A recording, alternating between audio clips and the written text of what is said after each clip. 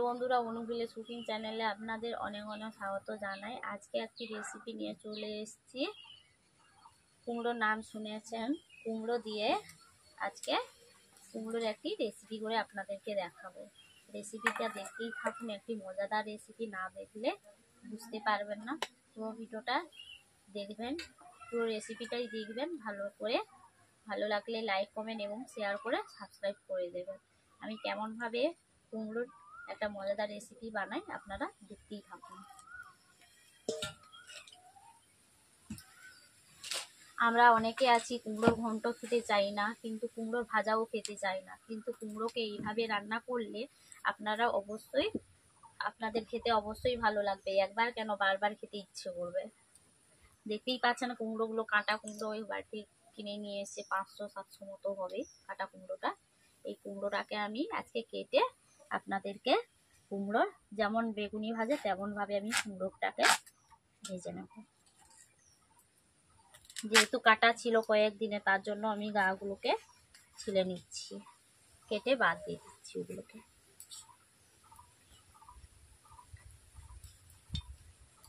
কুমড়োর আটিগুলোকে এইভাবে ছিলে নিয়েছি, দেখতেই পাচ্ছেন।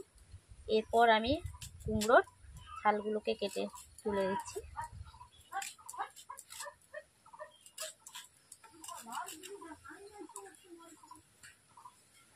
এরপর আমি স্লাইস করে কুমড়োগুলোকে কেটে নিচ্ছি, দেখতেই পাচ্ছেন। স্লাইসগুলো এইভাবে আমি এই স্লাইস কেটে নিচ্ছি।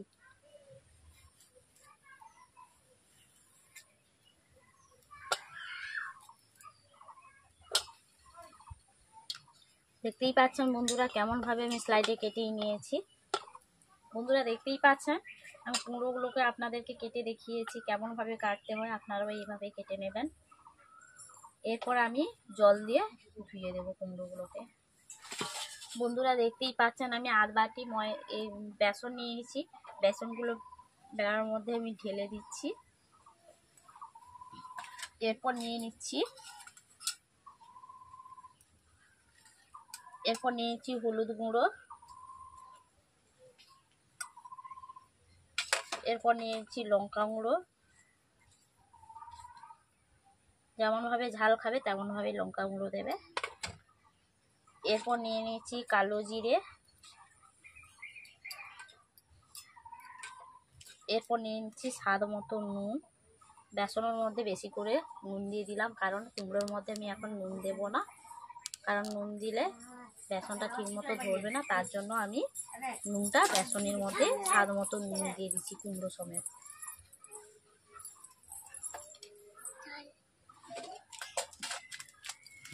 এরপর দিয়ে দিচ্ছি খাবার সোডা।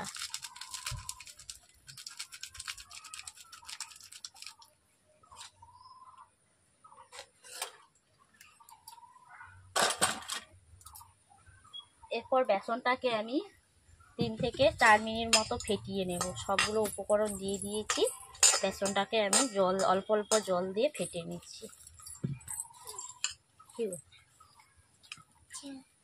বন্ধুরা দেখতেই পাচ্ছেন বেসনটাকে এইভাবে আমি ফেটিয়ে নিচ্ছি।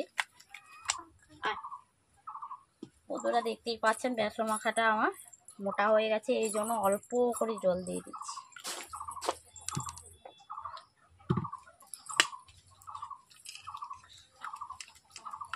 বেসনটাকে এইভাবে আমি ফেটিয়ে নিচ্ছি। দেখতেই পাচ্ছেন যতভাবে ফেটাবো তত ময়দাটা ফুলবে, তো ভালো লাগবে।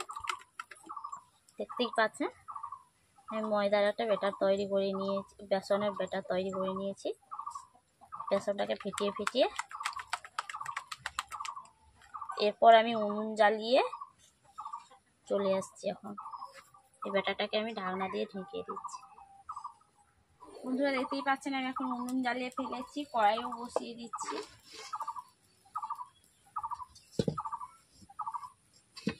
কড়াইয়ের মধ্যে আমি আগে থেকে তেল নিয়ে নিয়েছি, তেলটাকে আমি গরম করে নিচ্ছি। বন্ধুরা দেখতেই পাচ্ছেন এখন আমি কুমড়োগুলোকে এই বেসনের মধ্যে ডুবিয়ে নিচ্ছি, দিয়ে ভেজে নেব।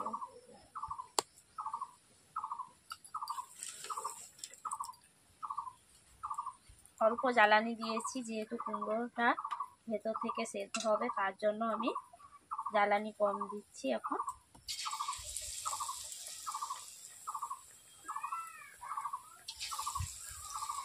যারা কুমড়ো খায় না, এইভাবে আপনারা তৈরি করে খাবেন, কেমন লাগে আমাকে অবশ্যই কমেন্ট করে জানিয়ে দেবেন। আমি যেমনভাবে বানাচ্ছি আপনারাও এইভাবে বানাবেন।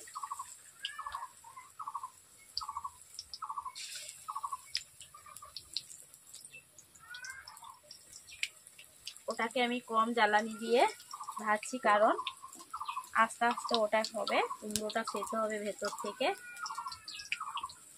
এরপর আগে থেকে যেগুলো আমি দিয়েছিলাম কুমড়োগুলোকে কড়াইয়ের মধ্যে, ওগুলোকে আমি উল্টে নিচ্ছি এখন।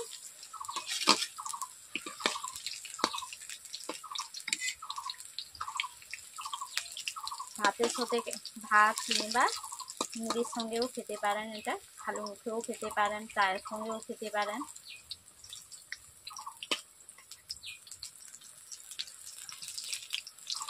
বন্ধুরা দেখতেই পাচ্ছেন আমি কম আঁচ দিয়েই রান্না করছি এখন, যেহেতু উনুনে, তার জন্য আমি কমই জ্বালানি দিয়েছি। অনেকে আছে নিরামিষ দিনে কুমড়ো ভাজা, কুমড়ো কেমন করে খাবো, কুমড়োকে এইভাবে আপনারা এই প্রসেসে রান্না করবেন, দেখবেন অবশ্যই ভালো লাগবে। আমি যেমন প্রসেসে রান্না করছি এই প্রসেসে রান্না করবেন, নিরামিষে জমে যাবে। গরম ভাতে গরম কুমড়োর পকোড়া, দেখতেই পাচ্ছেন বন্ধুরা লালচে হয়ে গেছে কুমড়োগুলো।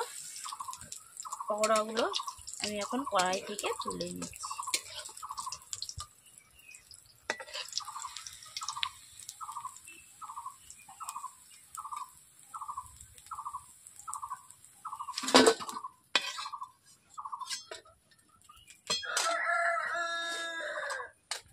কড়াই থেকে আমি তুলে নিয়েছি, দেখতেই পাচ্ছেন বন্ধুরা কেমন হয়েছে কুমড়োর পকোড়াগুলো।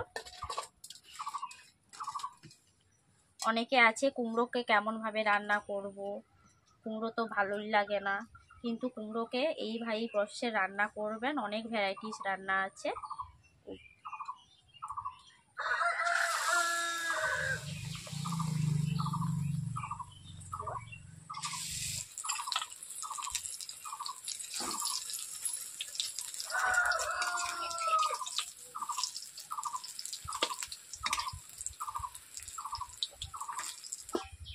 বন্ধুরা কড়াই থেকে এখন আমি তুলে নিচ্ছি। বন্ধুরা দেখতেই পাচ্ছেন কুমড়োর রেসিপি আমার তৈরি হয়ে গেছে। কেমন হয়েছে সেটা অবশ্যই কমেন্ট করে জানাবেন। কমেন্ট করলে অবশ্যই আমার রেসিপি রান্না করতে খুবই ভালো লাগবে। আপনারা অবশ্যই কমেন্ট দেখবেন আর কমেন্ট করে দেবেন।